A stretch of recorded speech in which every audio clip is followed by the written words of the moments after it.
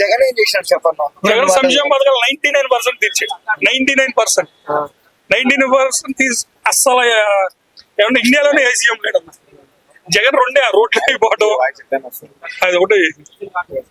ప్రజల్ని సోమరిపోతు చేశారన్న ఒక గుర్తింపు ఉంది కదా అన్న. మరి అంటే మరి ఇప్పుడు వీళ్ళు డబుల్ సోమరిపోతులు చేస్తాం, మేము ఇంకెక్కువ ఇస్తా ఉన్నారు మరి తప్పుగా అసలు అది కూడా ఇవ్వలేదు. అంటే ఇప్పుడు ఏంటంటే మీరు ఇస్తేనేమో జగన్ ఇస్తే సోమరిపోతులు, మేము ఇస్తే మాత్రం సంక్షేమ పథకాల అవన్నీ అన్నాడు. ఓట్లు కావాలని చెప్పులే, మనం పర్ఫెక్ట్ గా చూసుకోవాలి. మనం ఏంటంటే అసలు మన డబ్బు ఇప్పుడు మరి అన్నేళ్ళు ఇవ్వలేదు కన్నా, అసలు డబ్బు ఇవ్వలేదు, సంక్షేమ పథకాలు ఏమి ఇవ్వలేదు. జగన్ ఇచ్చేటప్పుడు అన్ని ఎంత వచ్చినాయి?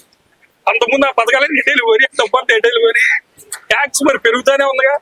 మరి హెరిటేజ్ ఎలక్షన్ లో ఉండగానే 400 రూపాయలు హెరిటేజ్ 800 రూపాయలు గట్ట వెళ్ళింది. 700 ఎట్ట అయింది, అదే ట్రిపుల్ అయిపోయింది కదా ఒక్క రోజులో. ఆ ఒక్క రోజులో నువ్వు అన్ని పాలు తాగేసేవన్నా మనం, అన్ని పాలు పెరుగు అనుకున్నావా? అంటే తిరుపతి కూడా స్టార్టింగ్ అంటే ఎలక్షన్ వీళ్ళు ఎక్కినప్పటి నుండి కూడా తిరుపతి బాగా ఫోకస్ చేస్తున్నారు. అట్లా దానికి కూడా వీళ్ళు అనుకున్నదాన్ని ప్రతి అదే ఒక మనిషి జగన్ అయ్యో చచ్చిపోతే అసలు బదిలిచ్చాడు. జగన్ క్రిస్టియన్ అమ్మో జగన్ ఏదో చేయడం అనేవాడు. ఇలా అయ్యాలో ఈయన అసలు అనవాడు కానీ పవన్లు కానప్పుడు ఏమీ లేనప్పుడు ఇల్లు అక్కడ మెట్లు గడిగాడు, ఏదో పాపం అయిపోయింది. మంచి చచ్చిపోయినప్పుడు పాపం అవ్వలేదు. పోయి హాస్పిటల్కి వెళ్ళినాడు కదన్నా. అన్న మోకాళ్ళ మీద కూర్చొని స్వారీ చెప్పినాడు.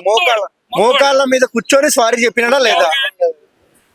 అంత అవసరం లేదు మోకాళ్ళ మీద కూర్చొని స్వారీ చెప్పాలన్నా. మరి లడ్డూలో ఏ విషయం లేకపోయినా అలవాటు చేశారు కదా. మరి ఇప్పుడు అసలు తప్పు కనబడిపోతుంది కదా, లడ్డూలో తప్పు జరిగిందో లేదో ఇప్పుడు ఎవరికైనా తెలిసిందా? ఎవరికన్నా తెలిసిందా? లడ్డూలో తప్పు జరిగినట్టు మీకు ఎక్కడ ప్రూవ్ అయిందా? అప్పటికే అడవుడు చేశారు. మరి తప్పు జరిగింది మన కళ్ళ ముందు కనిపెడిపోతుంది. మరి అది అక్కడ ఏమీ లేనప్పుడు ఆయన అంత అడవు చేసినప్పుడు ఇక్కడ జరిగినప్పుడు క్షమాపణ చెప్పాల్సిందే.